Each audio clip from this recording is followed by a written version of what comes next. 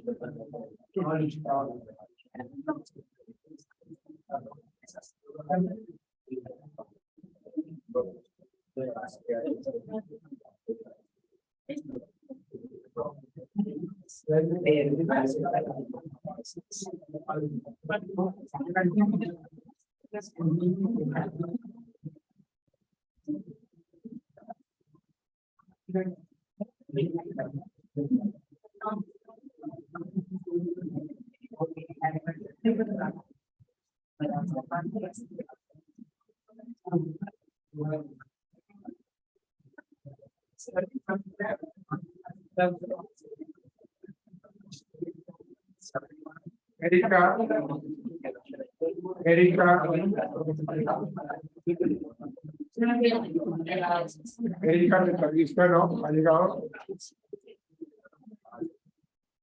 Oliver, Gustavo,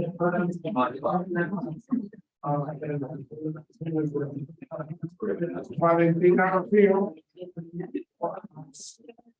perdón, Valentina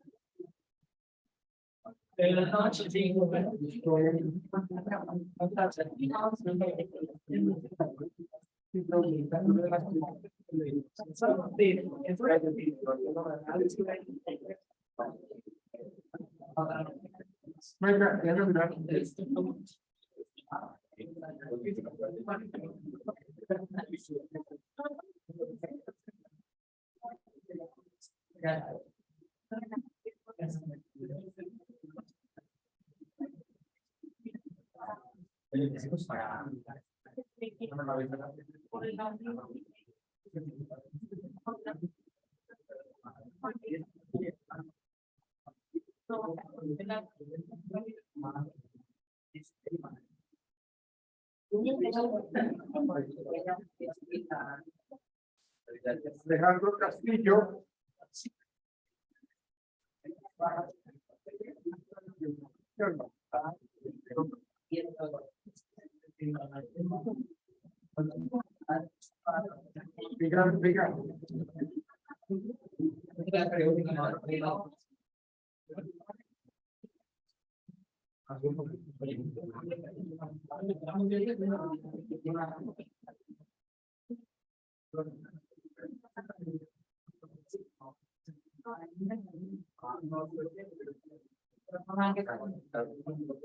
Javier.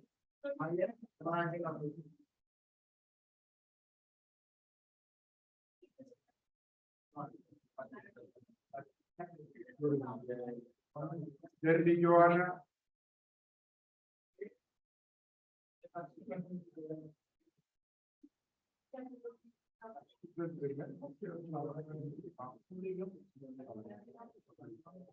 Un día entero.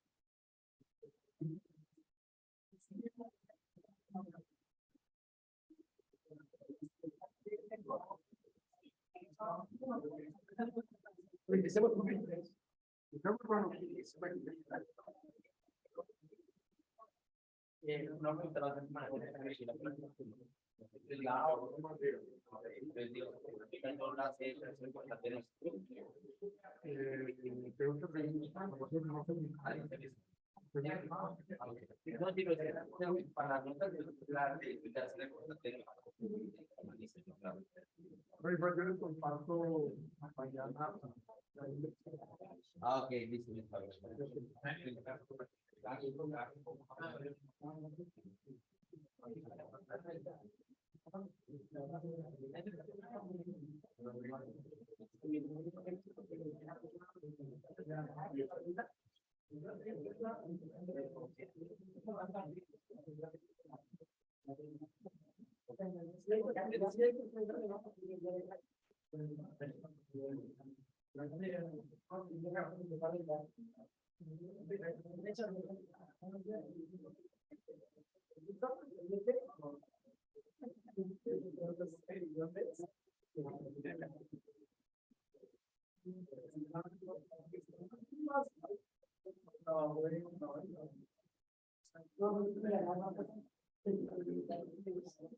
Vamos a comenzar, muchachos.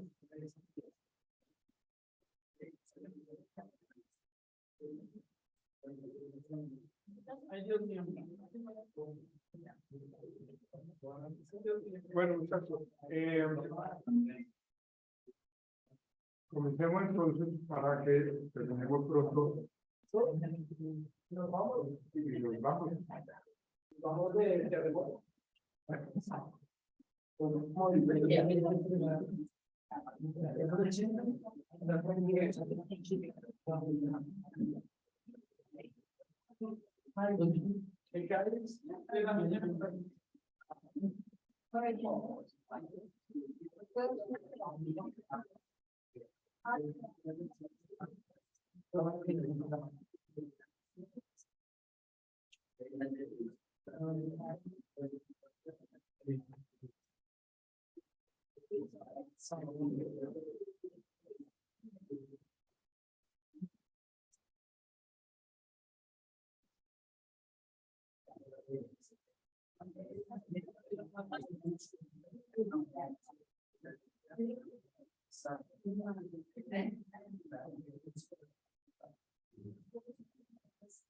Pero comencemos, muchachos. Vamos a iniciar con Sharif Chitre y Daniel Barragán. Entonces, presten más atención, por favor, muchachos.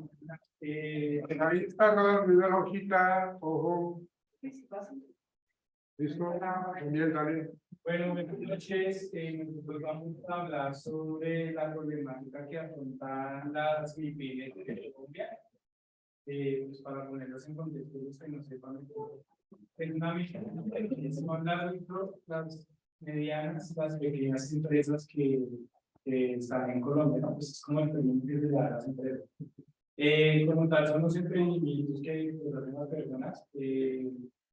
Digamos que para Colombia tienen una gran importancia las MIPIMES porque representan el 90% de las plazas empresariales, aportan el 80% de los empleos a nivel de Colombia y también aportan el 35% del Producto Interno Bruto del país. Pues teniendo en cuenta eso también, las cifras que se manejan, digamos que entre el 2013 y 2005 se crearon 43.700 empresas, pues de las cuales también se cerraron 8.500, que esto también hace un gran impacto, digamos que a los indicadores del país en cuanto a temas de ingresos, porque son 3.3 billones que se ven representados en pérdidas o como tal a la economía de Colombia.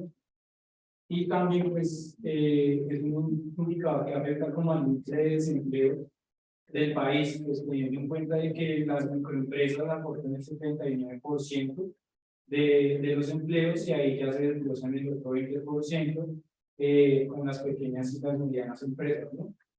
Hay que tener en cuenta que pues Colombia con toda la biodiversidad que tiene digamos en todo su territorio tiene un gran potencial para la creación de empresas, ¿no?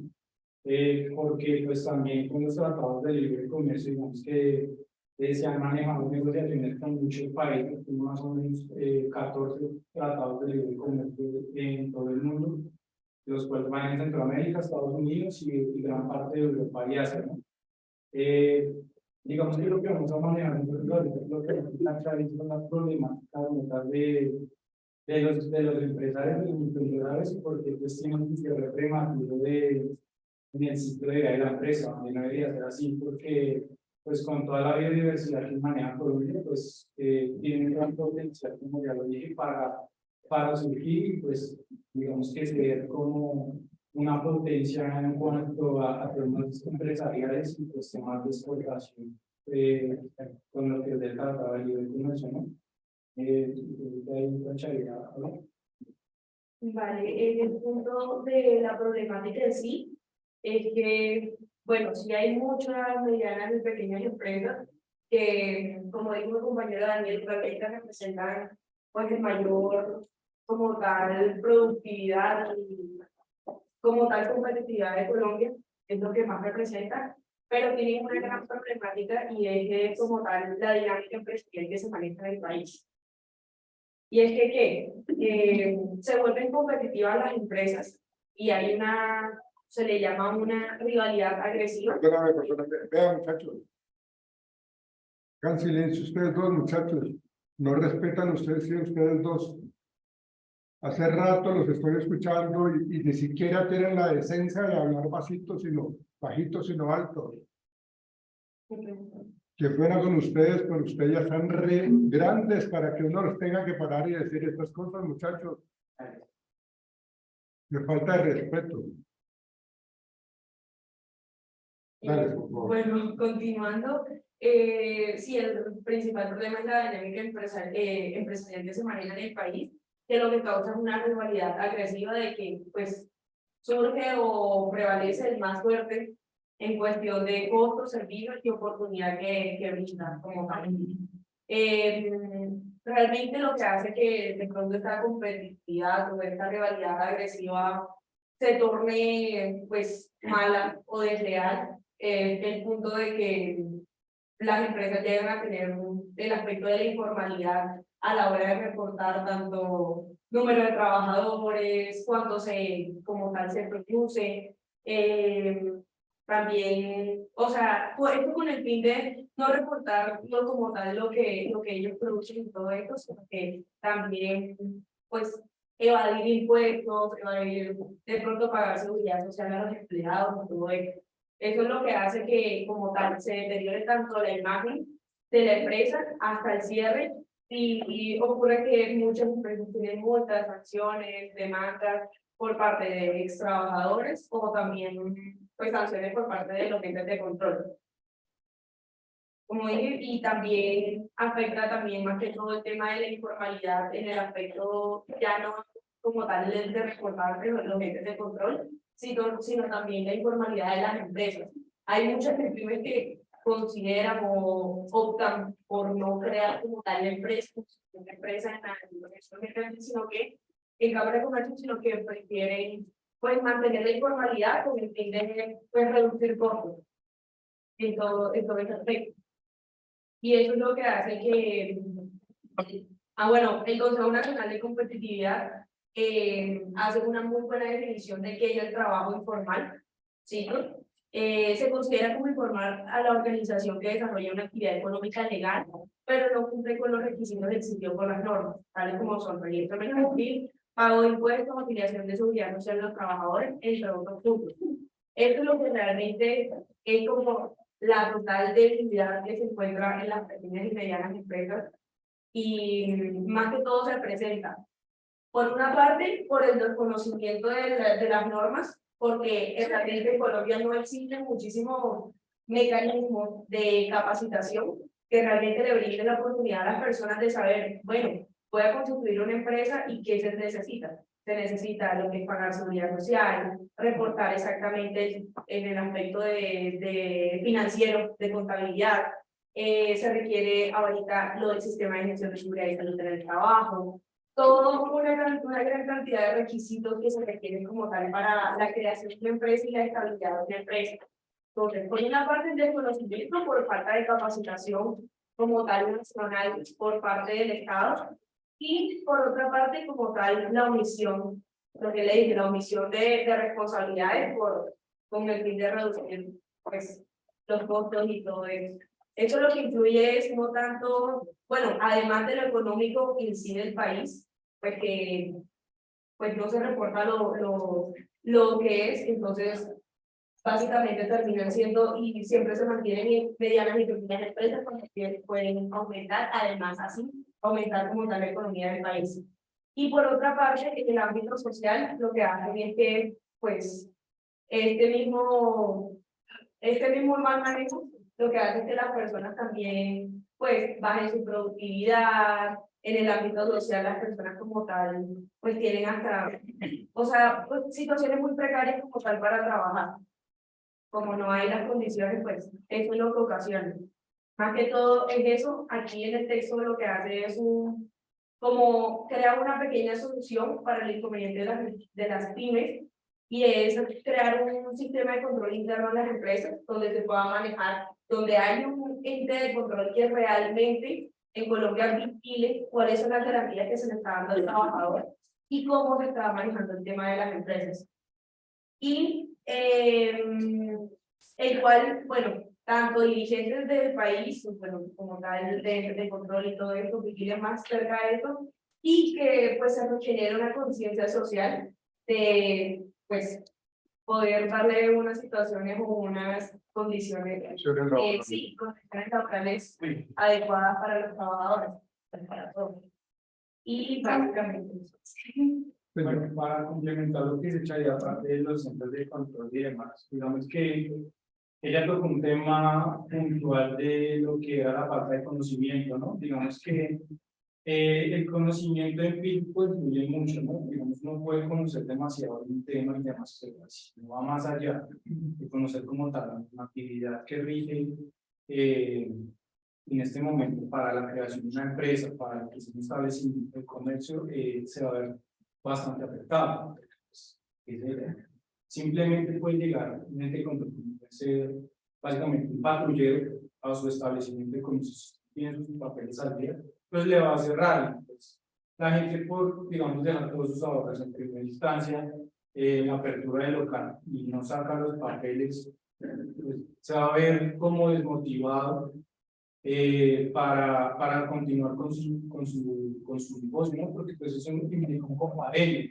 Entonces ahí como que también digamos que es una de las razones, como un ejemplo que nos brinda este artículo de la problemática que puede ser el tema de los cierres prematuros, ¿no? Una de las soluciones que puede dar es, digamos, no cerrarse al tema de conocer, de estudiar, de adquirir nuevas tecnologías, que es un poco complicado porque digamos que el gobierno no apoya mucho ese tema, digamos que se cierra eso porque pues básicamente la plata se la roban, ¿no? Si esa plata se invirtiera, digamos, también en temas como empresariales, yo digo que no se haga, porque en las alcaldías locales yo lo he visto, digamos, en este momento, tienen un programa que se llama microempresa local, incluso microempresa local, donde hacen las convocatorias por localidades, y ciertos empresarios adquieren ese beneficio, que es el beneficio, pues, es plata básicamente, que ellos tienen que justificar en que se va a invertir, ya sea maquinaria o para mejorar, digamos, las condiciones de los empleados. Así. Entonces, digamos, es más allá de eso, digamos que no es cerrarse al tema, también con el tema del tratado de libre comercio, coger esos modelos de negocio que tienen las empresas por fuera y aplicarlos también acá, ¿no? O sea, aprender de eso para saber cómo se puede potenciar la empresa de uno, cómo puede mejorar primero la calidad, la productividad, los indicadores, dejar de evadir impuestos, lo que implica todo eso. Pues, ya, es como para cumplir. Ok, listo. Sí, la idea es, miremoslo desde dos ángulos, o dos puntos de vista, desde el creador de las MIPYMES y desde el empleado, ¿no? Digamos que son dos puntos de vista. ¿Cierra la próxima? Ah, vale. Entonces, el manejo que de pronto puede hacer una persona que no sigue los lineamientos que ustedes están planteando, ¿sí? Precisamente le puede acarrear una gran cantidad de sanciones, de multas y de cierre inclusive del negocio. Sí, digamos, pequeñas y medianas empresas Las que sea, sí. ya los recursos para tener una multa de ese valor, claro, terminan por cerrar, o sea. Pero es precisamente porque de pronto o no tienen el conocimiento, cachos, no tienen el conocimiento o se hacen los de las gafas, ¿cierto? Entonces realmente es algo complicado. Y desde el punto de vista de los empleados, de hecho, uno como empleado debe tener conocimiento de cuáles son los derechos y los deberes que uno tiene en la empresa, sea MIPYME o sea mediano, gran empresa, ¿no? De más de 2.000 empleados, pero siempre debe existir una gran cantidad de compromisos, de deberes, pero también de derechos que tenemos nosotros. Y cuando la empresa hace las cosas de una manera supremamente incorrecta, seguramente le pueden cerrar su negocio. Les doy un ejemplo. Cuando hablamos de lo que tú decías, de lo de seguridad y salud en el trabajo, ustedes saben de que las personas tienen que tener una serie de capacitaciones para el manejo de cierto tipo de químicos, de productos, lo que sea, de cajas, de toda la cuestión. Entonces, el supervisor o el jefe inmediato tiene que verificar que cada uno de nosotros que somos los empleados asistieron a la capacitación. Y no es que yo pase por cada puesto y le diga, venga, fírmeme. O sea, si yo como empleado firmo algo que yo no recibí de capacitación, entonces si algo me pasa a mí como empleado, el supervisor te da las manos y dice, mira, aquí está la firma de que él recibió esa capacitación. Entonces, todas esas circunstancias encierran todo lo que tiene que ver con la normatividad laboral y los derechos y los deberes que tenemos nosotros y que no debemos permitir que realmente violen nuestros derechos y que nos quieran meter gato por liebre y que en última resultemos nosotros en una situación de salud bastante compleja. Listo, muchachos. Ok, gracias. A ustedes. Vamos con, a ver, ya les digo.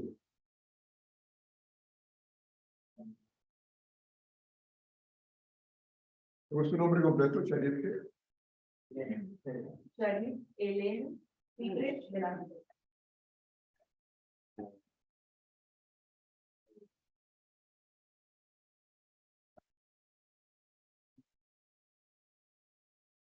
Listo. Ok. Muchas gracias. Vamos con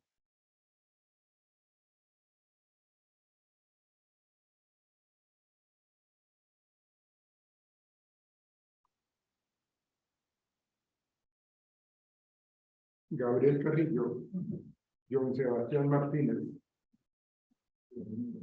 Bueno, hola. Dele pues. Nuestro artículo trata de la explotación del trabajo infantil. Entonces, digamos que yo voy a estar, pues, hablando sobre los significados que leyeron al trabajo infantil ahí en el artículo, ¿no? Entonces, digamos que primero es como que en sí el trabajo infantil, que es cualquier forma en la que cualquier niño, niña o adolescente participa en la venta, distribución y comercialización de bienes y servicios, ¿no?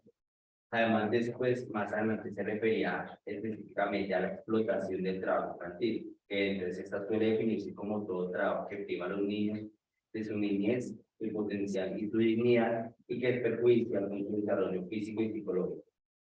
Unos datos interesantes que mostraba este artículo, profe, era que en Colombia 1.039.000 niños están trabajando actualmente de manera informal, entre los cuales de 5 a 13 años son 573.000 y de los 14 a los 17 son 577.000 prestados.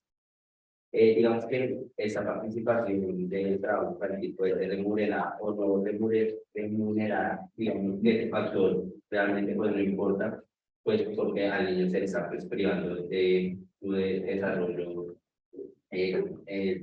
social, pues, psicosocial, psicológico, emocional, todo.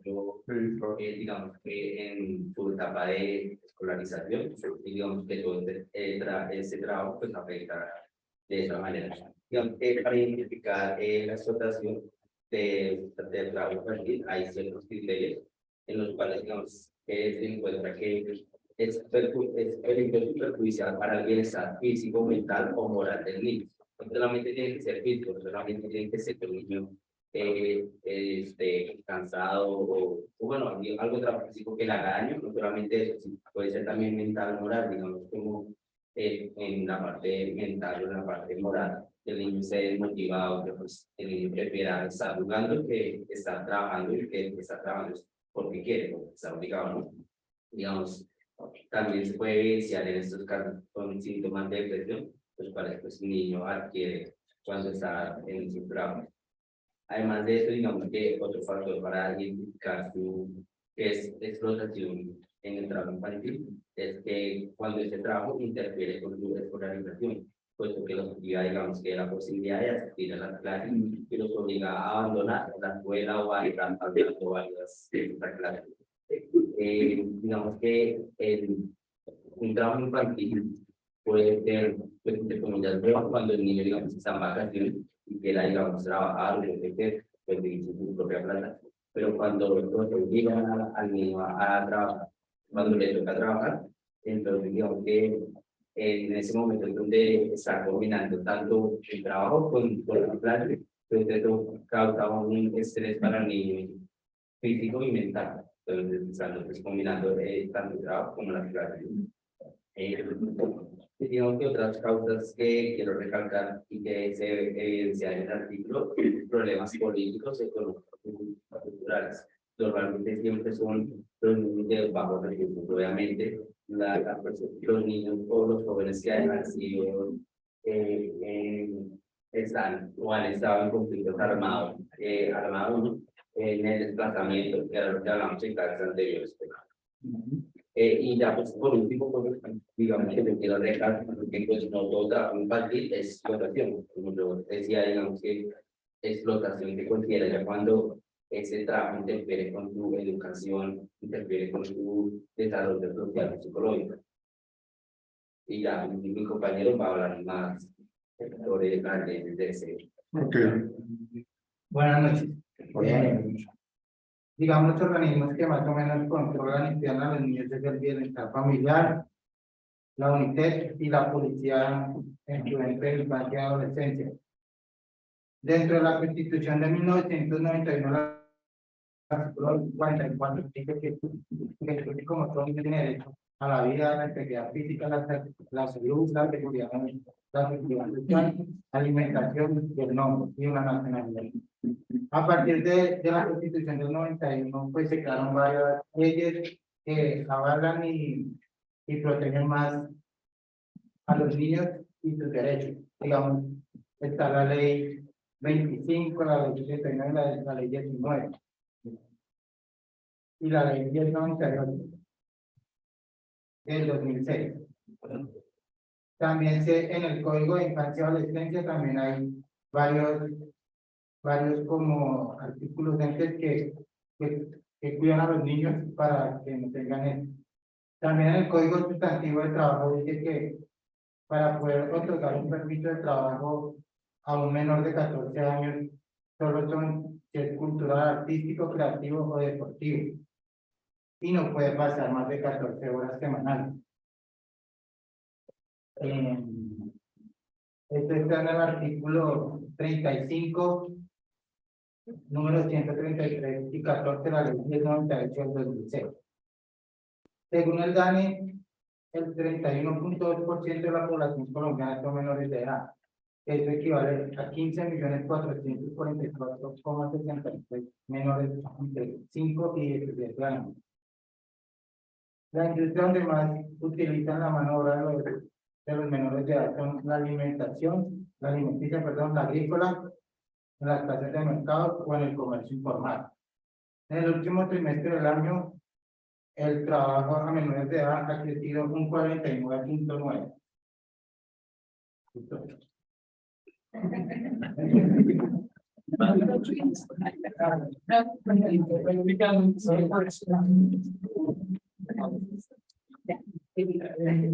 ¿Listo, muchachos? Sí, señor.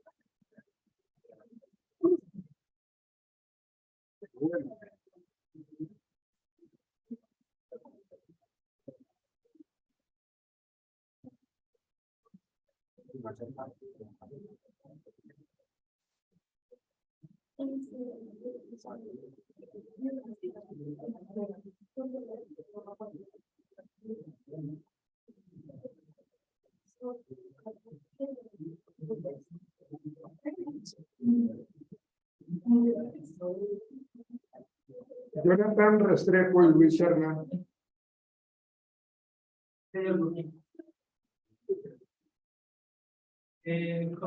Bueno, muchachos, No nos correspondió los derechos rurales, la propiedad privada. Como tal, esos dos puntos importantes que son muy comunes en nuestro país, más que todo, pues los derechos rurales, que ya, como lo han enseñado los compañeros, son bastante vulnerables. En ese punto, pues vamos a tocar unos puntos de la Constitución Política de Colombia. Y pues en primer lugar, resaltar algunos, como tal, empezamos con el artículo 64, que como tal nos dice que es deber del Estado promover un acceso progresivo a la propiedad de la tierra para los trabajadores agrarios.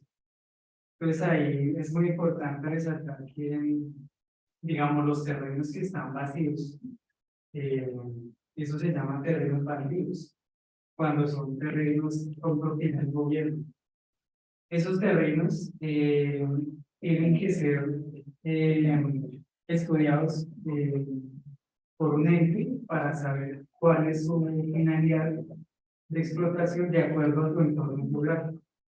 Esos terrenos se van asignando de acuerdo a ese plan de ordenamiento que tiene pues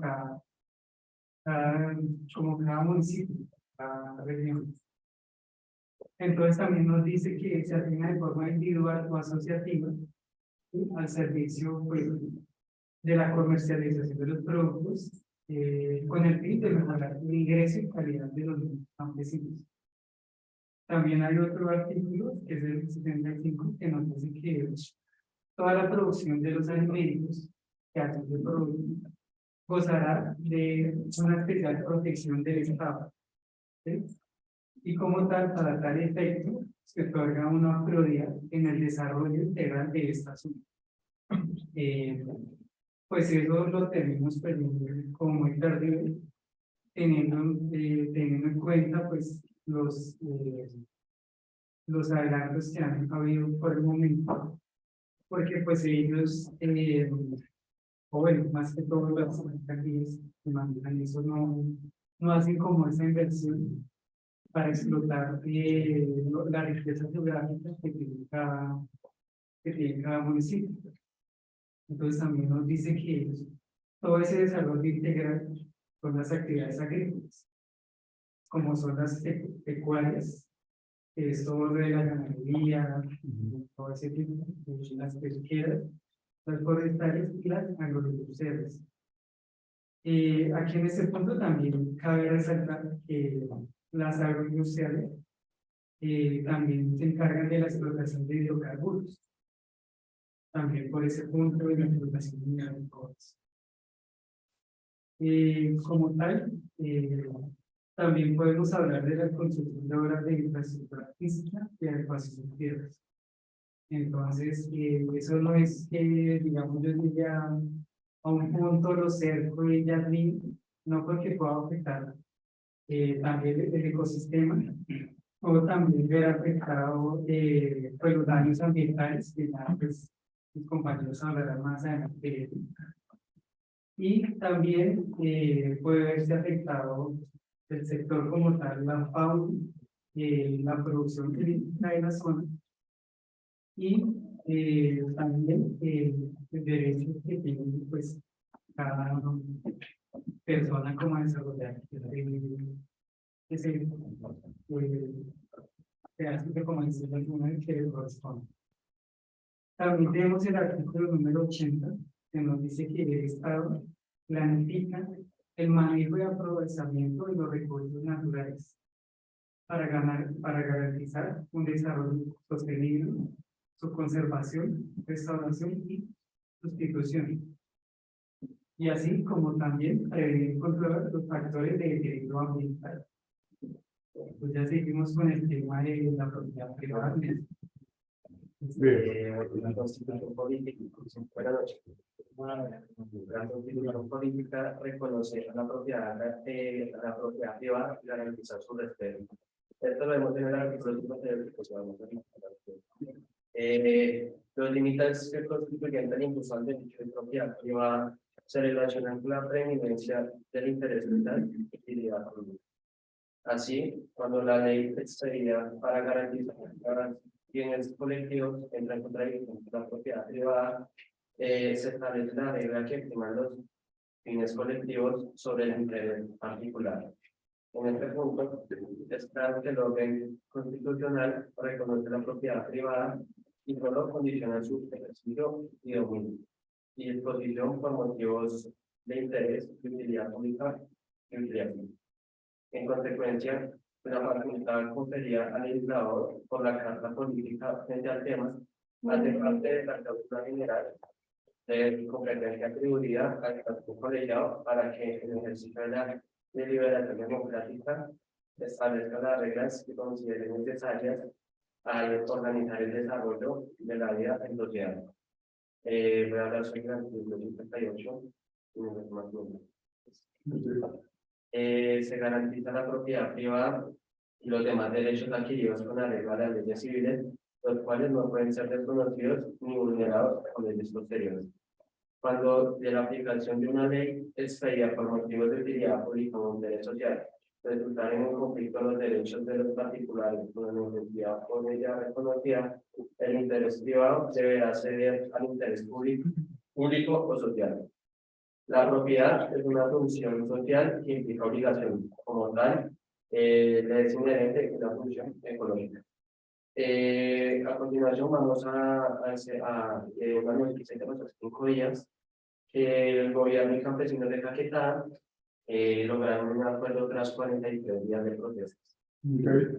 Pero eso pues pasó porque ellos protestaban de la empresa que se llama Emerald Energy, que es como si fuera Ecopetrol de Chile. Entonces ellos protestaban por los daños ambientales y la destrucción de vidas. Pues como tal, las vías que tienen allá no son para transitar ni carrotanques, ni tractocamiones, ni nada de eso. Y esa empresa desde 2013 pues no ha venido explotando como tal esa zona. Entonces ellos lo que hicieron fue pues colonar como esa parte del terreno. Y cuando fue la fuerza pública a defender como esta propiedad privada, entonces fue cuando ya pues, lo destruyeron y pues lamentablemente 2 de ellos fallecieron. Entonces, ahora, entonces, a partir de ello fue que pues, decidimos buscar ese artículo porque pues no nos imaginamos que una empresa pues, china viniera aquí a Colombia un terreno prácticamente olvidado en San Vicente del Caguán a explotar. Entonces fue cuando ya empezamos a averiguar que es una asociación entre Colombia y la empresa que se llama 100%, que pues le corresponde a China. No, pues actualmente ya terminó las protestas.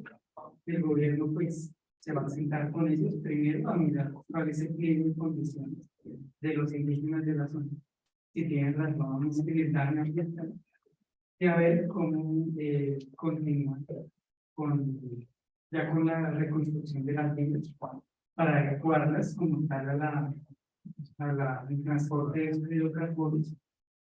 Y pues ya para seguir continuando con ese contrato de explotación. Increíble, ¿no? No se sentaron sino las 2 personas, bueno, las 2 entidades involucradas y simplemente ignoraron al pueblo. Ignoraron pues a la gente que de pronto tiene mucho más que hacer, ¿no? Muy interesante ese artículo. Y ese tema de la propiedad privada sí que ha estado en el ojo del huracán precisamente por eso. Porque es que resulta de que si yo tengo un terreno, como lo llamaban ustedes baldíos, es estar, yo tengo un terreno en Chiquinquirá, Boyacá, y es un lote grandísimo. Y como yo no lo tengo produciendo, entonces me lo pueden expropiar, ¿no?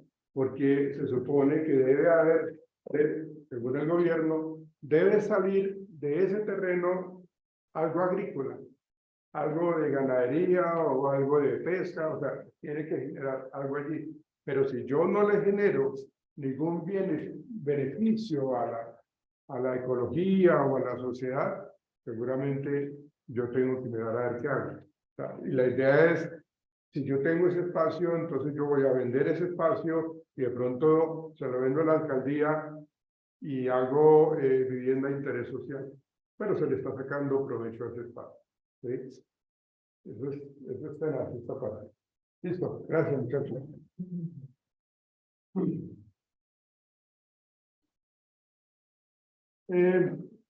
Seguimos con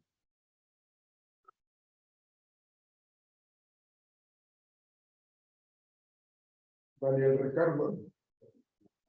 ¿Quién está? Edward, ¿quién está?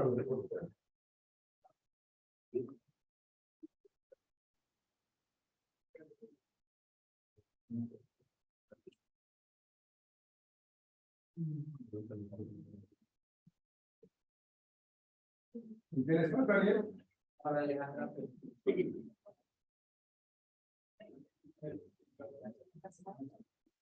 Laura Alejandra Pérez.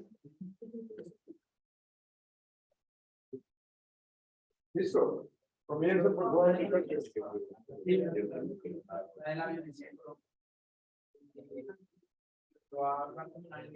Desde 1946,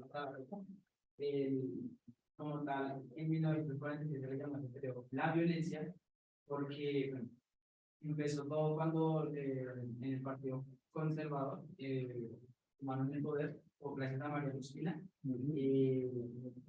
Pues, los liberales no estaban de acuerdo pues, con esta decisión, pero a pesar de eso, María Cristina dijo que a los que estaban en desacuerdo con su posesión, les decía como que les iba a repartir puestos a sus productores, pero no todos los puestos llegaron a todas las regiones del país, por lo que no todos estuvieron de acuerdo pues a las disputas y a pelear los unos con los otros.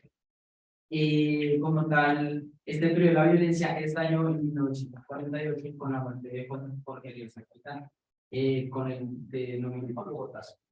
Entonces aquí fue cuando pues, los seguidores de Jorge Elías Capitán se empezaron a alzarse al calabozo, y no solo al calabozo, sino a violencia, a vengarse con la muerte de ese personaje.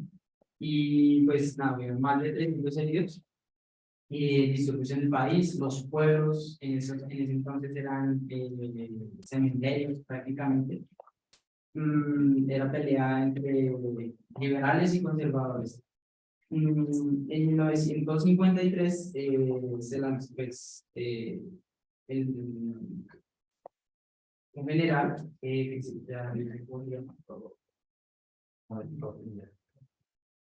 Rojas Pinilla tuvo un golpe de estado y pues prácticamente por lo que leí es el único periodo en el país donde se ha tenido tiranía como tal, pues había más tiranía, pero este hombre se metió a la fuerza en la presidencia de la República, y fue ahí cuando salió, o sea, lo bajaron la burocracia, porque pues no lo querían los partidos, no lo querían por las protestas y no lo querían nadie. A pesar de que más adelante las personas tenían que se pagan cariños, pero pues los partidos y las protestas no lo dejan. En 1960 salieron las primeras guerrillas, la FARC, el M-19, el ELN, estos motivados por la injusticia que se vivía en ese momento en el país, que ya peleaban por otros ideales. Pero en ese momento salieron por esas disputas de querer mejorar el país y los derechos humanos de las personas en ese momento. En 1980 salió el narcotráfico, y pues todos recordarán al muchacho cartel de Medellín. En el es la guiado por Pablo Escobar, las cosas que no querían que se hicieran contra ellos, como es la extradición a los Estados Unidos, pues causaron muchas muertes de personajes del Estado, y a partir de ahí, gracias al narcotráfico y al cartel de Medellín, salieron los primeros grupos paramilitares que los crearon ellos mismos, el cartel de Medellín. Estos vienen desde 1990 hasta el 2010. Y ya pues ahorita en el 2016 hasta la fecha, que fue cuando se firmó el supuesto tratado de paz, los tantos pues no, yo no sé, yo no llamaría tanto tratado de paz, porque hasta la fecha siguen teniendo guerras, siguen teniendo muertes por disputas y discordias en cuanto a acuerdos. Entonces yo le llamaremos un acuerdo de unas partes íntimas. Hasta la fecha que siguen teniendo guerras, entonces cuando acabará esto. Bueno, ¿qué se consideran violentos? El sistema de control por los cuales ha llegado a considerar que Colombia ha sido un país de mercado. Una de las principales motivos ha sido por los conflictos armados internos. Que ha afectado al país durante décadas. Además, los grupos paramilitares que han sido como las FARC, el ELN y los grupos más paramilitares, que les han llevado una serie de acciones violentas contra el pueblo, la población civil, incluyendo secuestros, violaciones, extorsiones, asesinatos y entre otros casos que han estado impunes que se han llegado a conocer. Colombia también ha tenido niveles supremamente altos de violencia urbana, como la libertad común, el narcotráfico, el sicariato, donde ha afectado varias regiones del país. Estos problemas han contribuido a la mayor de Colombia, en donde nos hacen ver como un país problemático, peligroso y violento. Sin embargo, en los últimos años, Colombia ha logrado importantes avances, los que han reducido un poco los niveles de violencia, contemplando tanto el gobierno como la población civil, realizar planes de acción como iniciativas de conciliación y comienzo así.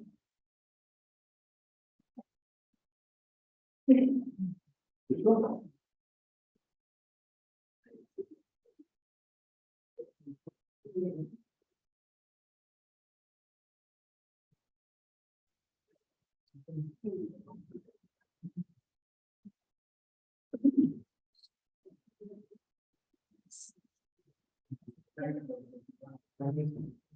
Bordes.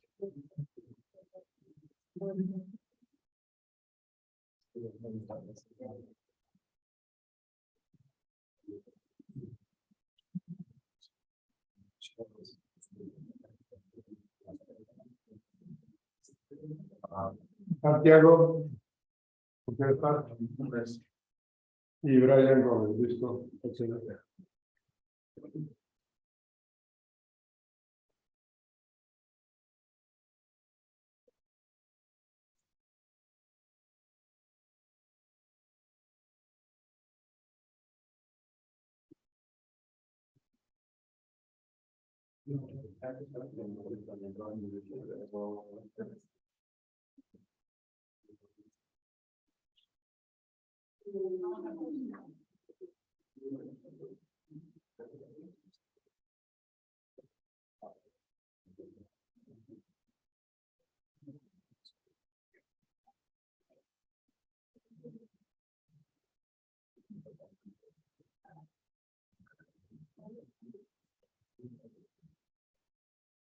¿Cuál es el nombre de Brian?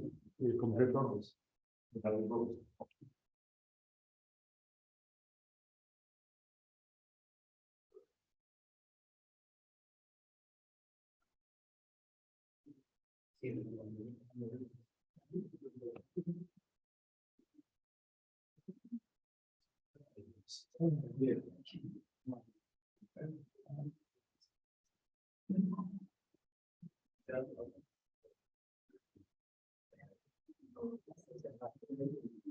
Yo sufriendo el plan.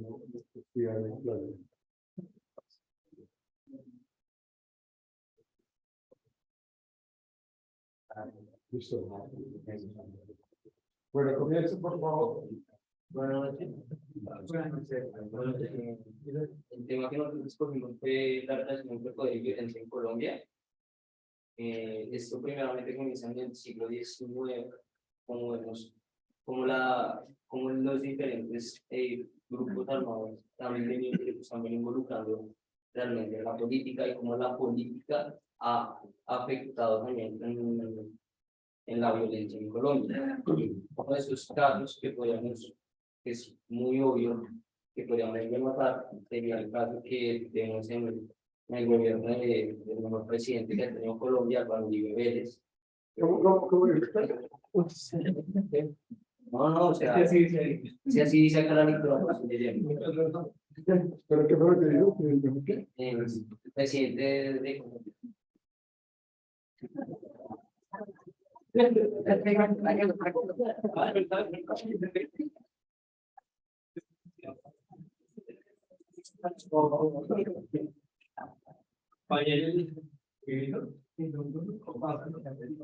Dale, pues, algo. ¿Cómo se manifestó en su mandato presidencial? El presidente, llevando, pues, militarizando el país, logrando así traer una supuesta paz contra la guerra contra los grupos guerrilleros, pero pues es algo que no podemos denotar del todo la paz, por así decirlo, pero esto le dio una muy buena imagen con respecto con algunas poblaciones o algún grupo en específico de personas, lo consideran el mejor presidente que ha tenido el Canadá. Y es así que Creo que nos ha quedado supremamente claro.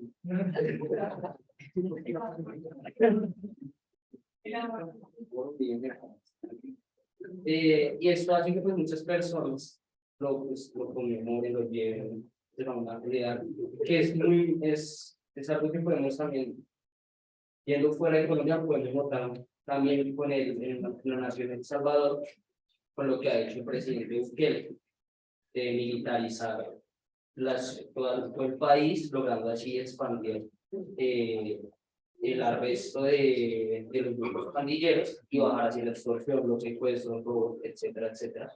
Como así también sucedió en el periodo de presidencial de Uribe, y esto muchas veces se ve también después de los diferentes presidentes que se han venido, no de Santos, sino podemos también notarlo como en Duque, que no fue la misma popularidad, pero sí se hubo como una cierta violencia para un cierto orden.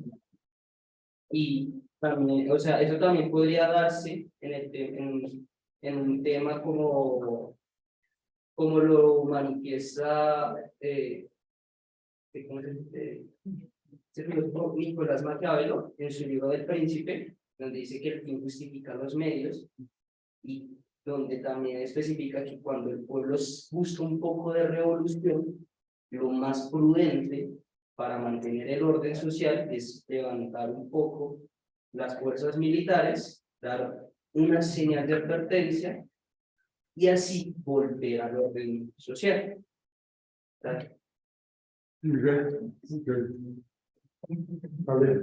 Digamos que acá en Colombia el problema más grande ha sido entre ese poder, ha sido por el tema territorial.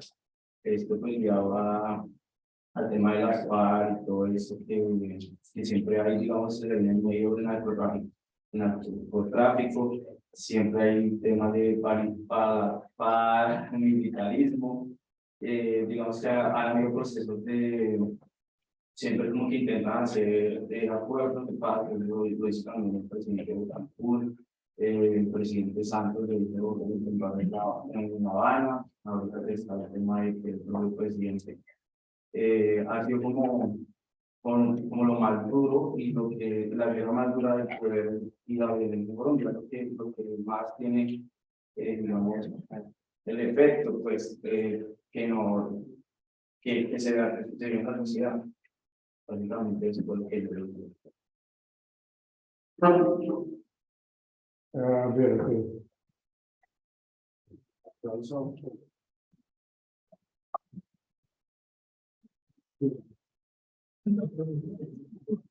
ponernos de acuerdo con los diferentes mandatos de aquí en Colombia es bastante complejo, ¿no? Sí, hay mucha gente que son muy acérrimos seguidores del Uribe, como otros que le han... O sea, por lo que es la violencia, lo que hizo como tal, ¿no? Sí. Porque lo que hizo fue militarizar el país, liberar, por decir ciertas formas, recuperar las vías, etcétera. digamos que sí, eso es algo Y eso hace que- que personas, en cierta forma, lo catapultaran sí, sí, sí. una Pero de todos modos, bueno, aquí hay algo desde que él utilizó su poder político, su poder como mandatario, pero también cometió muchas barbaridades. La verdad es que como para identificar esa de las guías y todo eso, creo que se presentó lo de los casos positivos, pues, que él utilizaba que se había matado pues guerrilleros que estaban combatiendo contra eso, pero pues al fin y al cabo eran adolescentes o jóvenes sin oportunidades. Ahí está, digamos, esta es una clara radiografía de nuestro país. Ahí está claro exactamente cómo nosotros estamos siendo siempre controlados por las máquinas políticas, las maquinarias políticas, el control, el poder y la corrupción. Como usted decía, los expositores anteriores dijeron cuándo se va a acabar la desigualdad y el conflicto y la guerra que existe acá en Colombia.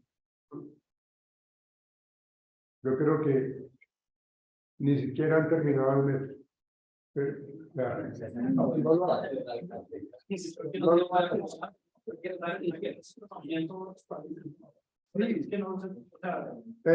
usted, o sea, siempre van a haber intereses particulares, colectivos, que eso hace que el poder quiera mantener siempre el control de absolutamente todo. O sea, estamos hablando de la violencia que existe en nuestros países, bueno, del tercer mundo, ¿sí? O sea, no es que nosotros tengamos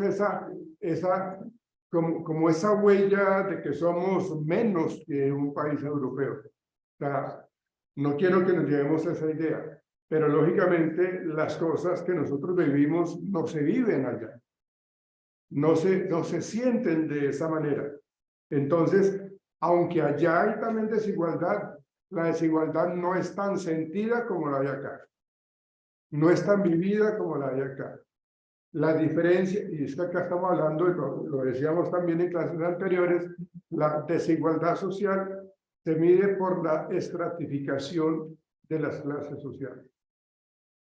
Y acá eso se ve muy claro, pero en otros países, pues esa parte, pues no es tan notoria, no es tan notoria. Entonces, sí, digamos que el pañito de agua tibia es de que el conflicto es difícil de erradicar en los diferentes países, ¿sí?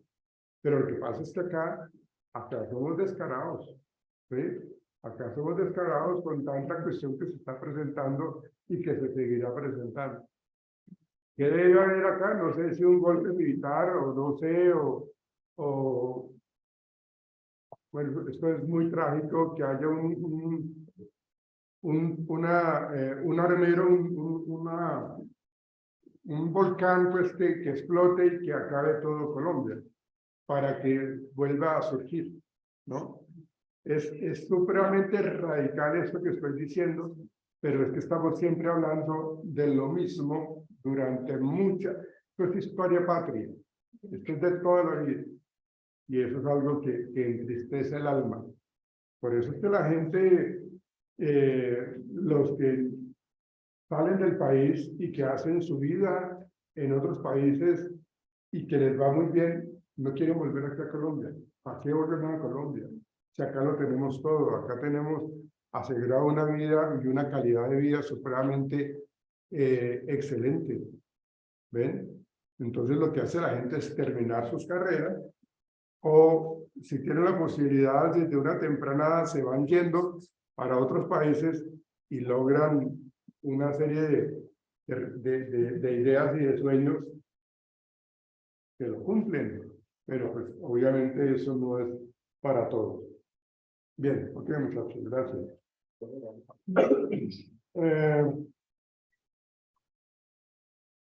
Seguimos con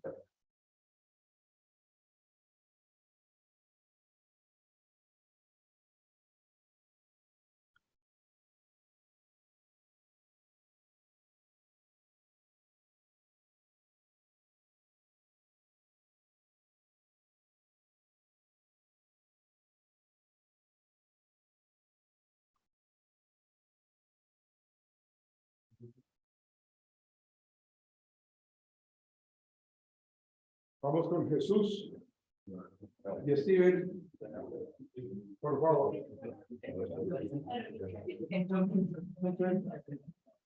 Ah, sí. No.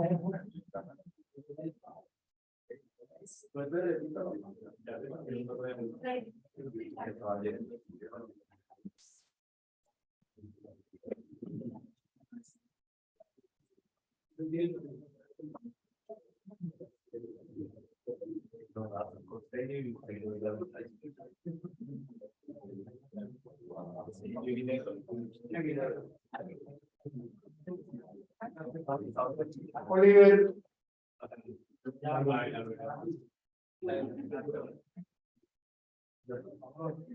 Buenas noches. Buenas noches. Bueno, como todos elegimos de nutrición y matrícula. Perfecto. Entonces, uno de los factores decisivos en este tema es la pobreza. Esto va precisamente ligado a la desigualdad que tiene en Colombia. Ya como lo decían ayer, Colombia es el país más desigual en Latinoamérica y pues uno de los más desiguales a nivel pues, mundial, un tema bastante complejo. Entonces, pues esto va precisamente ligado obviamente al tema de la pobreza multidimensional que se vive en distintos sectores del país, uno en el tema de vivienda, uno también en el tema de educación, en 2018, esta estadística llegó a un 33%, que pues es bastante alto. Ahora pues para meternos más en el tema de la desnutrición, cabe resaltar que lo antes mencionado iba ligado con el alto precio de la canasta mundial, que es algo que pues todos conocemos, los mexicanos diariamente. Tenemos una razón que es bastante, pues, cara. Y esto no permite que haya una alimentación de una forma, pues, idónea con nuestros infantes, nuestros niños. Anexo a ello, pues, cabe resaltar que los gobiernos han intentado hacer distintos, como pruebas de intentos para disminuir este fenómeno que es bastante complicado en Colombia.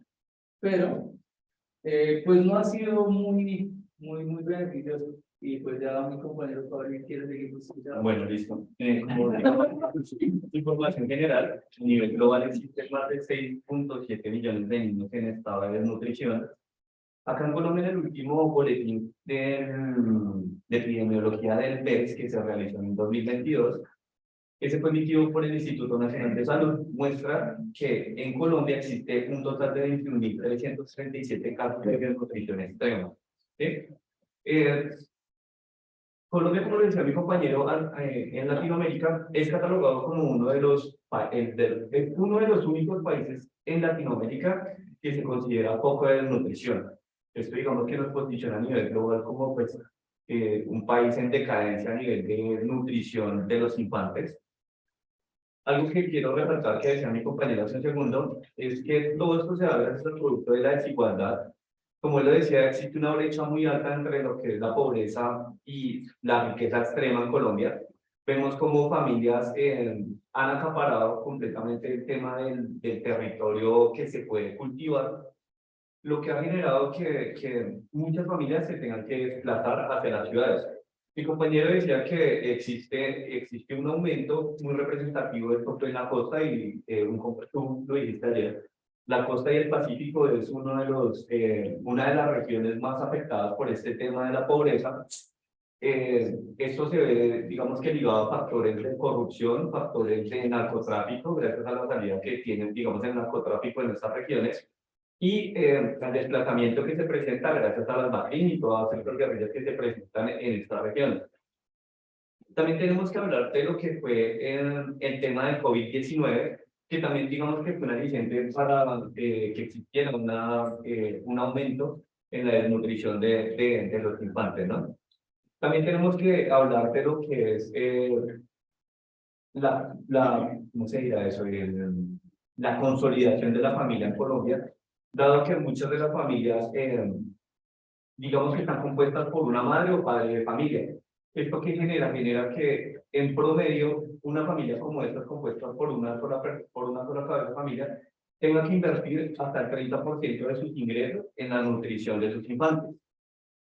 Adicional a esto, alguno de los grupos lo decía hace un segundo, si bien nosotros tenemos tratados de libre comercio con otros países, también se ve que la falta de cultivos acá en Colombia ha generado que estas familias campesinas empiecen a desplazarse hacia las grandes ciudades, dejando de lado, digamos, que ese tema de lo que es la producción agrícola en el campo y haciendo que el campo, digamos, que aumente ese tema, aumente porcentualmente la desnutrición en sus infantes.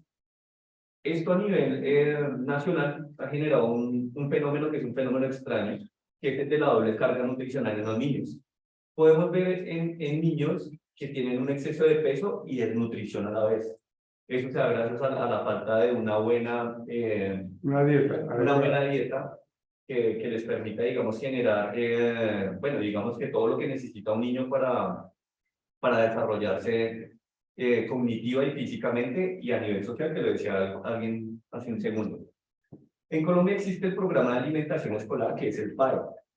El PAE básicamente es una de las instituciones más viejas en Colombia, que lleva alrededor de un siglo. Sin embargo, el PAE ha pasado por la administración de diferentes entes de control que, digamos que en cierto modo no lo han podido administrar adecuadamente. Bueno, me gustaría agregar el gobierno de Santos intentó hacer una transición de lo que era quien manejaba los recursos del ICF al Ministerio de Educación, pero eso pues no tuvo una mayor repercusión. La verdad se veían muchos desvíos de recursos, había mucha corrupción, entonces pues no fue algo muy bueno que digamos. No fue funcional. De acuerdo, lo que dice mi compañero es cierto, hubo una migración de la administración entre el ICBF y el Ministerio de Educación. ¿Esto que buscaba? Digamos que disminuir toda esa fuga de recursos que se estaba presentando. Sin embargo, en vez de reducirse, se aumentaron los casos de desviación de recursos, de comida en mal estado que se le estaba dando a los niños. También la cantidad de ración que se estaba dando a los niños no era la adecuada digamos que para su buen desarrollo. Actualmente se está presentando una iniciativa en la cual lo que se busca es que estos gestores que licitan ante el Estado, que pues son gestores grandes, que tienen que tener un capital suscrito grande para poder responder en caso de que no presten un buen servicio, pase a manos de las comunidades como padres de familia. Sin embargo, es un proceso que está muy amañado y que en el momento está solo en temas de iniciativa. No sé si tú quieras adicionar algo. Bueno, lo último que cabe decir es que se ven muchos casos en las regiones de nutrición de niños y de pronto esta iniciativa lo que pueda generar es que en las mismas familias, los mismos círculos sociales que hacen parte o los padres de familia que hacen parte de estos niños en estado de nutrición, pues puedan generar una mejora en la prestación del servicio.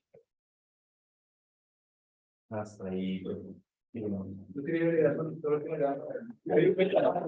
Yo creo que muchos de ustedes vieron un video donde le podía visitar que le daban a un niño como la ración de comida, le tomaban una foto para guardar la evidencia y la quitaban y pasaba otro día así. Entonces, es un ejemplo de la corrupción de claro, jugar con la comida. Bien, ok, gracias. Vamos con María Fernanda Miguel Ángel.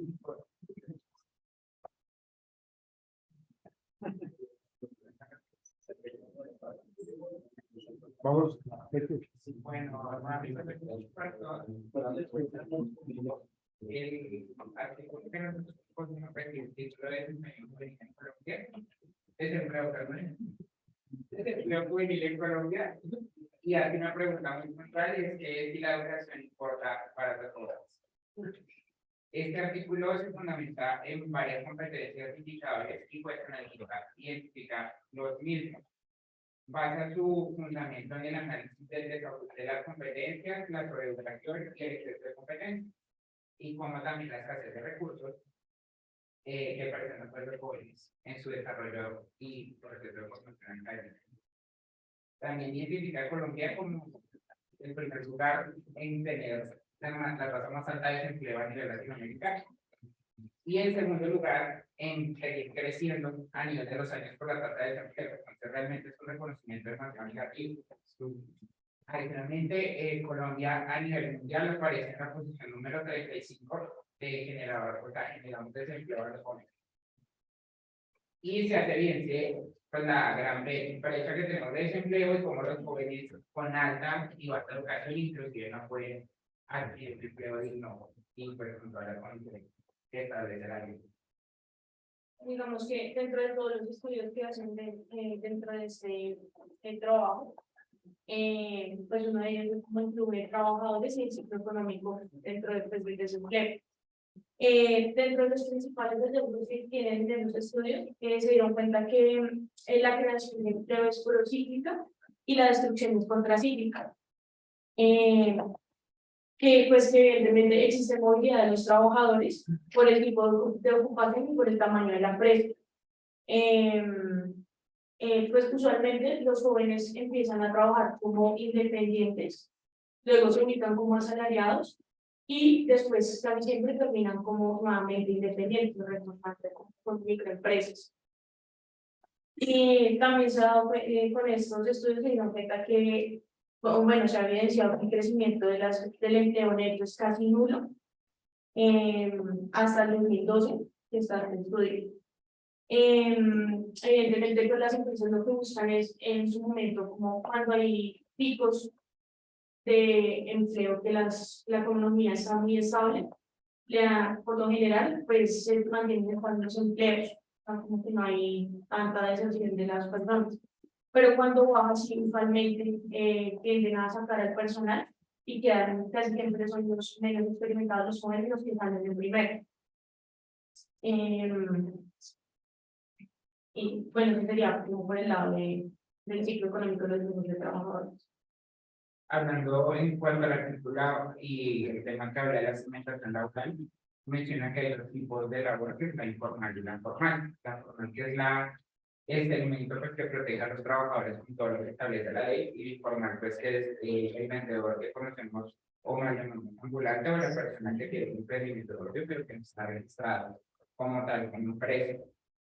Adicionalmente a eso menciona que los jóvenes son los principales aportantes al empleo informal, y ya que por la sobrecalificación o la falta de calificación tienen que adquirir un empleo informal pues para poder generar experiencia. Y menciona que el nivel educativo a nivel informal también genera la deserción de los jóvenes en empleo, ya que digamos de cierta manera falsifican los títulos para poder conseguir un trabajo formal. Adicionalmente, otro rasgo importante de la segmentación es que la mayor participación de la deserción laboral es mujeres y jóvenes. Realmente los hombres adultos o los hombres que están en su etapa más del resto de los 30 años es más fácil que puedan adquirir empleo y un joven en su etapa productiva, por ejemplo, de los 18 a los 29 años.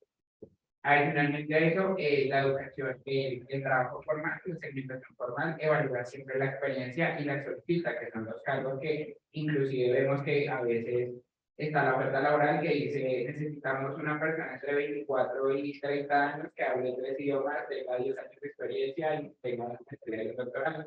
Entonces exigimos las empresas que dan estos cargos pues basados en una necesidad que realmente no va a ser cumplida, porque si vemos la falla en cuanto a la educación y el desarrollo del país, pero realmente no estamos cumpliendo con un nivel educativo alto y los jóvenes están saliendo mal preparados.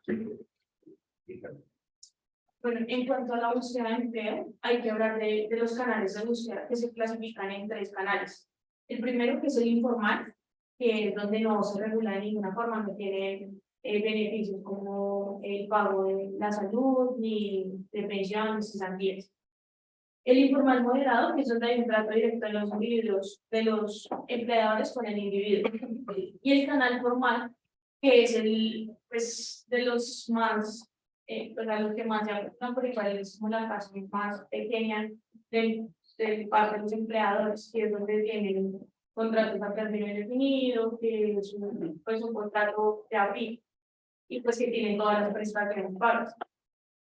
Dentro de estos también se notó que las personas más educadas que tienen, bien sea un tecnólogo, carrera profesional tienden a ser más vulnerables al desempleo.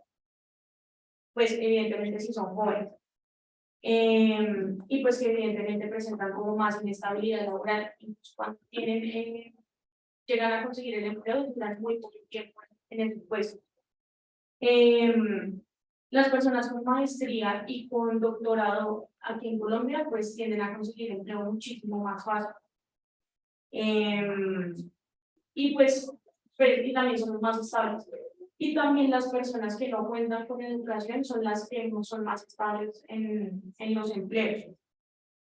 Pues porque tienden a tener como una necesidad de ingreso, entonces tienden a durar muchísimo más. Aquí hace. Sí. Bueno, también hay un factor súper importante de las personas que hacen esa búsqueda de empleo y es que uno de los factores que más participantes es el estrato, el género y si en este caso es como jefe de hogar o cumple algún rol importante dentro de su hogar. Asimismo, también es como un perfil para que los empleadores lo escojan, porque esas personas que tienen personas a cargo, para que la redundancia, tienen personas a cargo, pues requieren de un trabajo que sea muchísimo más estable, pues tienen esas personas a durar mucho más tiempo.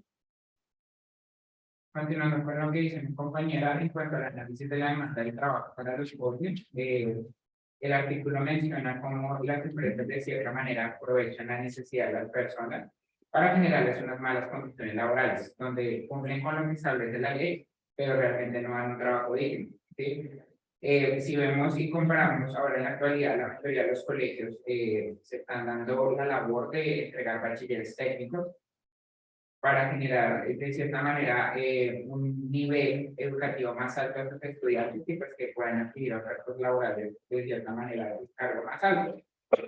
Eso no se está viendo evidenciado. ¿Sí? Acá menciona que las empresas no les interesa si las personas bachiller técnica, tecnóloga o inclusive están en un proceso universitario y no les interesa cerrar un pico de producción que puede ser una alta demanda o una temporada, donde vemos que personas inclusive profesionales que no consiguen trabajo, que están, no sé, entre 25 y 30 años, que están trabajando como vendedores en tiendas de zapatos, en Calzado Bucaramanga, en Spring Steel, en Arturo Calle, porque aprovechan la temporada porque realmente no tienen otra oferta laboral que cumpla con sus necesidades, aún teniendo el conocimiento y inclusive la experiencia. Digamos que también otro de los resultados que arrojó estos estudios es que la tasa de empleo juvenil por género, edad y nivel educativo se encuentra en primer lugar las mujeres y los jóvenes, que son bien sea de alta o baja educación, siempre son los que llevan un rango de indicador, los que más desempleo tienen. Pues, bueno, como les comentaba, los jóvenes de baja educación, que son bachilleres o que no tienen ningún estudio, que no sean bachilleres, son los que menos presentan datos de desempleo, bien sea porque se meten por la parte informal o porque tienen los puestos más básicos como operarios, se encuentran en el sector operativo, que es muchísimo más fácil de emplear por bajos costos.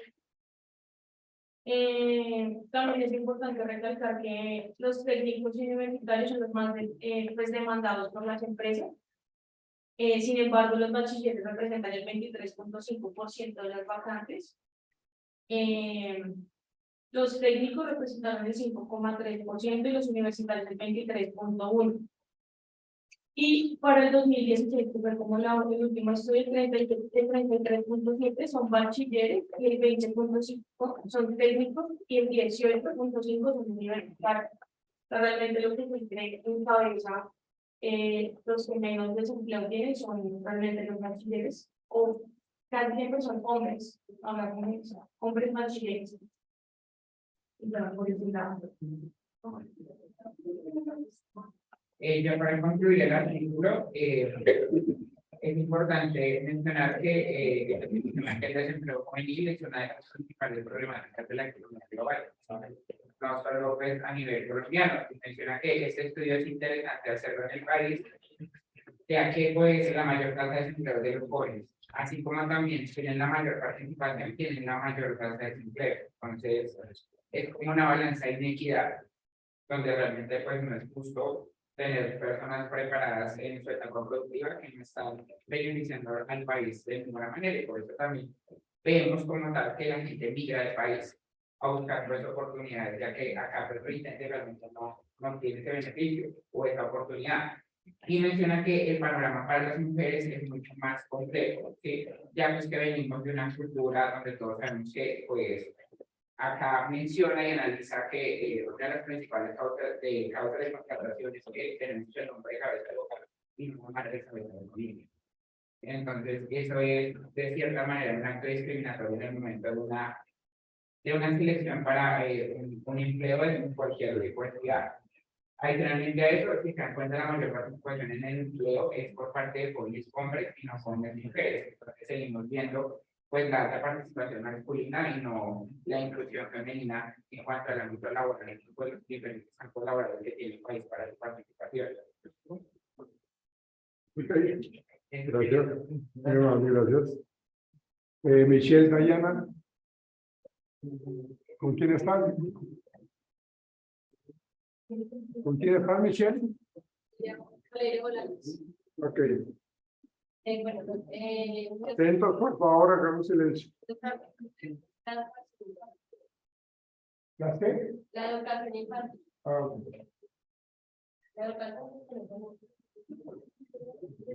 Bueno, dentro de las instituciones tenemos la Constitución del 91, en el artículo 67, donde dice que la educación es un derecho de la persona y un servicio público que tiene una finalidad. En ella se busca el acceso al conocimiento, la ciencia, la tecnología, los demás bienes y valores como tal en la cultura. Bueno, con respecto a la educación infantil, dice que como tal el Estado, la sociedad y la familia son los responsables de la educación de los niños de entre 5 a 15 años. Y bueno, la educación se supone que es un derecho fundamental en el cual se encuentra la Constitución Nacional en el artículo 113 y también se encuentra en el artículo 44 señalado como el derecho a la educación y a la cultura, sobre todo para los derechos de los niños. También hace énfasis de que mayormente los recursos financieros no son los necesarios para la educación tanto pública como la privada, ya que no cuenta con el plan de desarrollo. Bueno, dentro de los indicadores como tal para la problemática educativa, nos encontramos con que falta el 53% de los recursos para atender a la población en etapa de preescolar. Y de cada 100 niños de preescolar, solo 41 estaban como tal en la edad correcta para estar pues, como en el curso.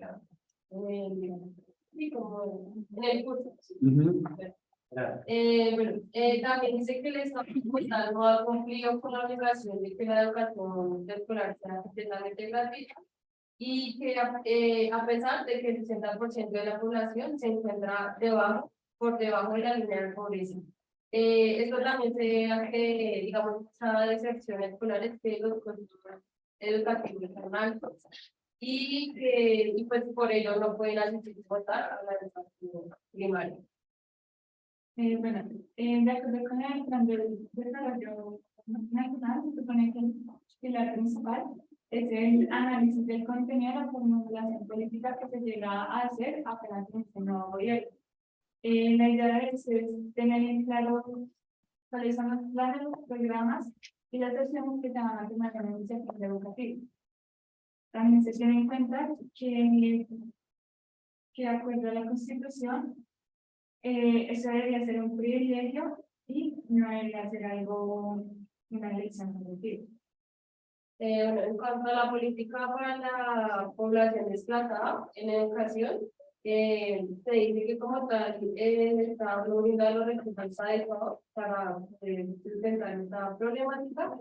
Se basa también en el tema de cupos y de los puestos escolares y también no brinda la atención psicológica de cómo van estas personas que se también hay un tema importante que es en cuanto a la población infantil que trabaja, que se encuentra en el rango de a 17 años de edad y pues tienen que trabajar y pues por el tema de trabajar no asisten como tal al estudio. Bueno, se supone que en el plan de desarrollo se deberían fijar metas, sobre todo para la garantía de permanencia para los niños y niñas en el sistema escolar. Debido a eso se presentó una tasa de analfabetismo que permanece en un 8,6%, donde mayormente es en el sector urbano. Y el rural que se encuentra en una inequidad diferencial. También se encuentra la violencia que se llega a presentar en los distintos departamentos, como la violencia de los militares, paramilitares, donde el 50% de los desplazados son niños. La conclusión es que mayormente los niños y jóvenes de 5 a 17 años no cuentan porque el sistema educativo se deja por fuera y en vez de disminuir esta cifra, cada año va a aumentar.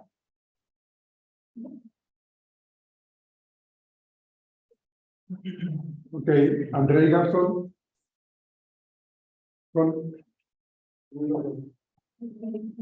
Dale, muchachos. El tema de ustedes. Bueno, buenas noches. Nos respondió la guerra interna y el desplazamiento forzado. Bueno, una de las más grandes manifestaciones de la crisis humanitaria que atraviesa el país, pues evidentemente ha sido el desplazamiento forzado. Han sido millones de colombianos los que han tenido que dejar de sus tierras pues, en el pasado y desplazarse pues, a grandes ciudades como, pues, principalmente como Bogotá, Cali y Bucaramanga, creo que es. Sí.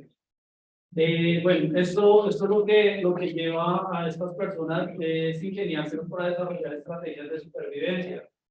Como muchas personas han podido subir en sus trabajos que encuentran formalmente, hay otras que por el contrario se han involucrado mucho en el tema de informalidades y pues hasta pueden llegar a ser, no sé, personas que no van bajo la ley, ¿sí? Bueno, esta situación ha llamado mucho la atención de la comunidad internacional, en especial la ONU, donde hace unos años crearon la ley 387, que corresponde a la prevención y atención del desplazamiento forzado, ¿sí? Esto lo que conllevó fue a reconocer institucionalmente la gravedad de este problema, ¿sí? Que pues, antes se manejaba o no se tenía como tan en cuenta, o no era tan grave, por decirlo así, como lo tenemos hoy en día. ¿Sí? Bueno, actualmente existen varios programas y convenios con universidades y ONGs que trabajan para la prevención, atención y construcción de soluciones de esta problemática. Bueno, de esto cabe resaltar que el desplazamiento forzado, pues digamos que tiene dos etapas para los ciudadanos. Pues una antes y una posterior a esto, ¿sí? El problema como tal viene siendo la guerra interna que maneja o que tiene el país y como resultado, pues, es esto, el desplazamiento forzado. Bueno, unas precisiones necesarias es el tema de la guerra interna. Se empezó a constituir en los años 60, donde surgió el ELN, las FARC y la EPL, ¿sí? Estas organizaciones, al cabo de los años, se extendieron por la totalidad del país, donde vemos actualmente pues, las FARC o grupos armados legales conformados en menor cantidad. Muy buenas noches. Yo voy a hablar sobre algunas características de la guerra interna. Como lo dijo mi compañero, pues esta guerra se llevó a cabo entre los años 60, donde esta época es como una época de emergencia, no solamente aquí en Colombia, sino pues en países de América Latina también. Bueno, aquí pues sale el surgimiento pues, de guerrillas revolucionarias, que la mayoría, digamos, no se mantienen, sino que tienen como una permanencia como efímera, o sea, no se mantienen tanto. Las dos más grandes guerrillas que sobreviven en Colombia, como aquí también un compañero, fueron las FARC y el ELN. Bueno, las FARC nace como resultado de la resistencia de un movimiento campesino y por el otro lado, el ELN es el resultado pues, de un reducido núcleo de estudiantes que el objetivo de ellos es conquistar el poder y construir el socialismo. Algo que tienen en común estas dos guerrillas solamente recursan las armas para sacar adelante sus proyectos políticos e ideológicos. Las FARC levantaba pues una bandera en estos años que se llama el Programa Agrario. Esta se trataba pues por la lucha de sus tierras. Por otro lado, pues el ELN se orienta pues inicialmente por un programa que se llamó el Manifiesto de Simacota, que como ya le dije, la vocación de ellos era más socialista. Este manifiesto, lo que traía, digamos, entre sus propuestas, que son bastantes, eran esencialmente liberales, entonces era algo como contradictorio. Bueno, una de las problemáticas que tiene pues, la guerra es el tema del narcotráfico. El narcotráfico no surge, pero sí se da a conocer en los años 80. Lo que decía el profe, pues está en clases pasadas, fue, digamos, donde Colombia se iba a conocer, no precisamente por la biodiversidad que tenemos, la fauna o la flora, sino fue lamentablemente por el narcotráfico. Esto empezó en esta década, en los 80, empezó con el cartel de Medellín, posteriormente, o a su vez también con el cartel de Cali. ¿Sí? Bueno, esto siguió surgiendo y penetró, pues, digamos, las instituciones, tanto de la policía o las fuerzas armadas, y estas prácticas se fueron beneficiadas también pues, por la complicidad social, donde lamentablemente o la crisis que manejaba el país en ese momento hacía que el narcotráfico con cierta cantidad de dinero pudiera hacer o deshacer cuando, digamos, Escobar daba tanto plata para matar policías, o así mismo la gente del ejército que los apoyaba en ese momento. Por otro lado, pues el artículo también habla sobre el fin de la Guerra Fría y la llamada Nuevas Guerras. El fin de la Guerra Fría se da a mediados del siglo XX con la caída del muro de Berlín. También llaman en este artículo, digamos, nuevas guerras como la lucha técnicas, religiosas o disputas por la apropiación de rentas en países con economías pobres, o cuando no son, digamos, de carácter étnico o religioso, como la iglesia, se llaman guerras codiciosas. Bueno, también acá nos dan como unos datos que dice que desde el fin de la Guerra Fría los conflictos interestatales representan más del 80% de las guerras y de sus víctimas. Entre 1989 y 1996 hubo 89 guerras internas y solamente 3 interestatales. Y de 33 conflictos armados que había en el año 2000, todos ellos armados eran internos. Bueno, como tal, el desplazamiento forzado, pues el mayor número de personas que son desplazadas se encuentra pues en la población civil, como lo decía anteriormente, pues en ciudades grandes donde se supone que hay oportunidades, pero realmente pues son precarias y son escasas, como Bogotá es un clarísimo ejemplo. Estas víctimas pues son un resultado de asesinatos selectivos, masacres, pues entre otros de grupos paramilitares. Realmente es como el narcotráfico lo que tiene a los grupos armados como de pie, ¿sí? Porque según una entrevista con Carlos Castaño, el 70% del músculo financiero de estos grupos lo patrocina pues el narcotráfico, ¿sí?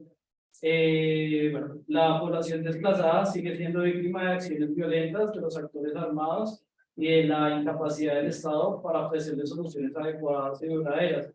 ¿Esto qué quiere decir? Que pues realmente no tenemos, o esas personas no tienen un apoyo real, digamos, del Estado para poder dejar ese mundo, o por lo menos para que no haya, o no se cometa, digamos, el desplazamiento, ¿sí? Si no hubiese, digamos, según este artículo, pues el tema de la guerra o el narcotráfico,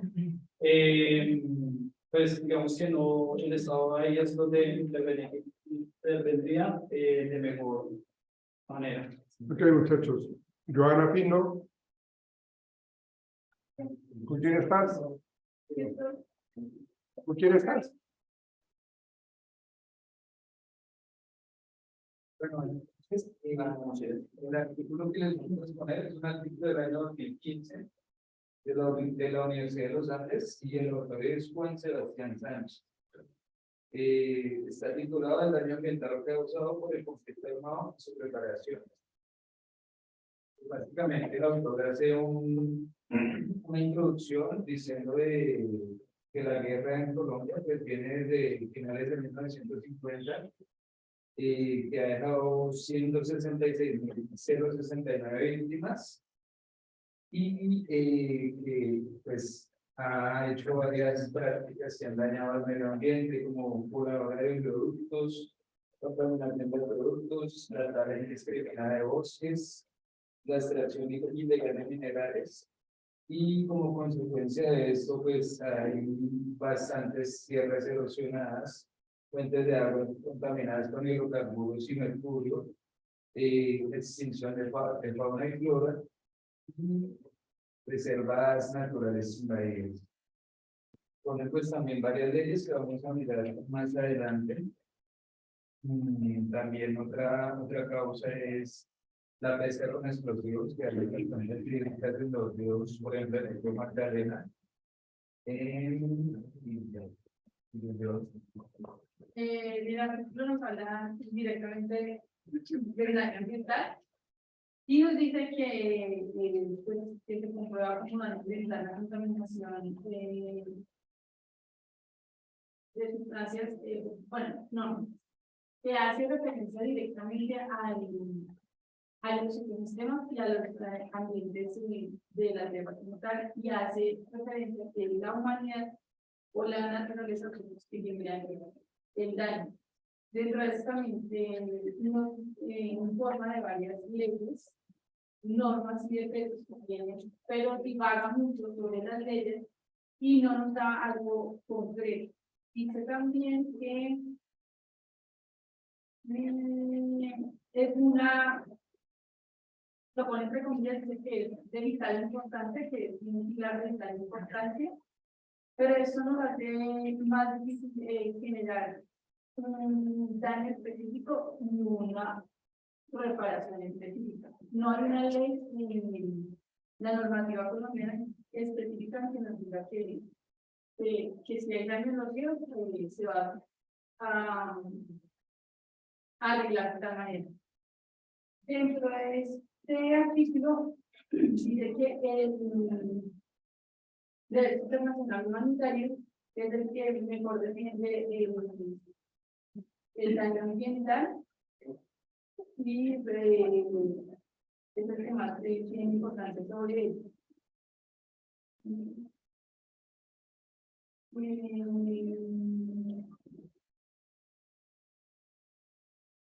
Bueno, dentro de algunas medidas de la reparación ambiental, pues el hombre no prefiere.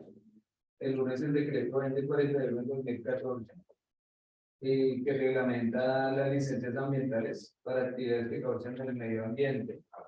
Entonces, pues dice que ahí deben haber medidas de prevención, medidas de mitigación y medidas de corrección y medidas de compensación.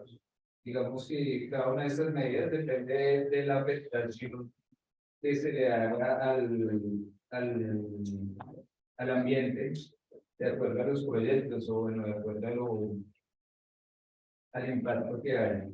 Y también está la ley 1333 del 2009, que es un procedimiento sancionatorio y cuando se incumplen las reglas o hay algún tipo de contaminación que no se haya contemplado. Entonces, ya pues por último hay otro tema, es la bioremediación. Hombre, pues muestra varios ítems para bioremediar algún ecosistema cuando está fracturado. Entonces dice que está la biocirculación, la bioaireación, la bioaumentación, el compostar y la bioremediación. Pues digamos que son medidas para contrarrestar o para volver a recuperar los ecosistemas pues que ya han sido contaminados. Dentro de la ley penal, dentro del Código Penal, dice que tenemos una ayuda para que dentro de la comunidad demos alertas a los daños ambientales, el derecho a la tutela. está específicamente controlando la fauna y flora. Se ve claramente cuando alta la real que son daños ambientales de la ciudad. Dentro del artículo habla también de la función de la Comisión de Verdad, de los artículos específicos que da la Comisión y de los estudios que se hacen.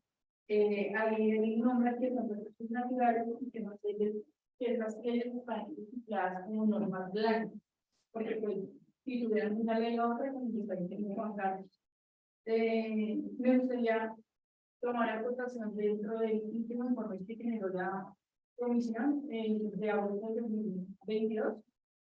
Y en el último informe, en el último capítulo dice, bueno,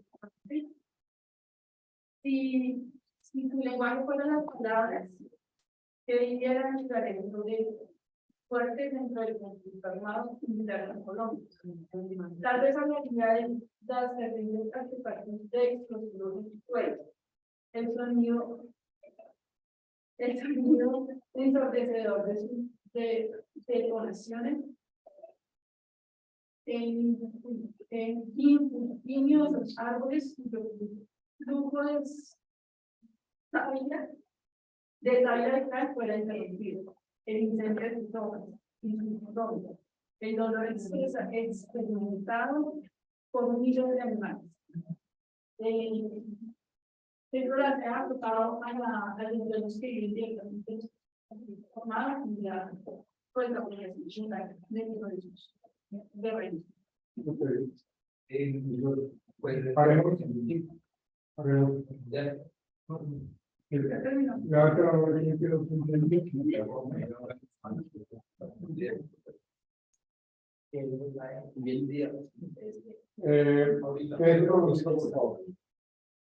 Las notas de ustedes, yo te las mando en un Excel, las voy a compartir para que sepan su nota definitiva, ¿ok? Podemos salir de